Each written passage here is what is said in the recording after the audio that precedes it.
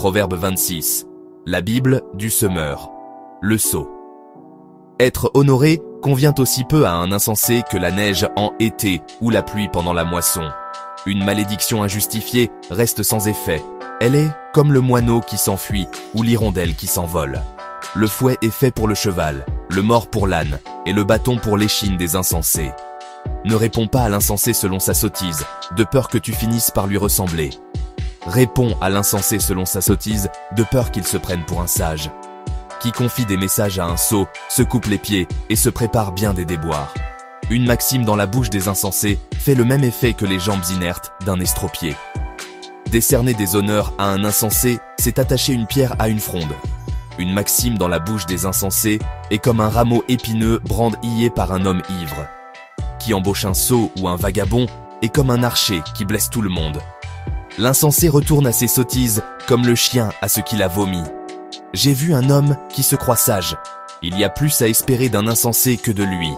Le paresseux.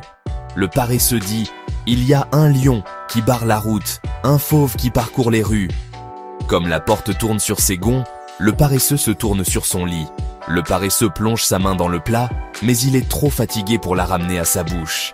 Le paresseux se croit plus sage que cet homme qui parle avec bon sens. Se mêler en passant d'une querelle qui ne vous regarde pas, c'est comme attraper un chien par les oreilles. Comme un fou qui lance des traits enflammés et des flèches, semant la mort autour de lui. Tel est l'homme qui trompe son prochain et qui dit ensuite « C'était pour plaisanter ». Quand il n'y a plus de bois, le feu s'éteint.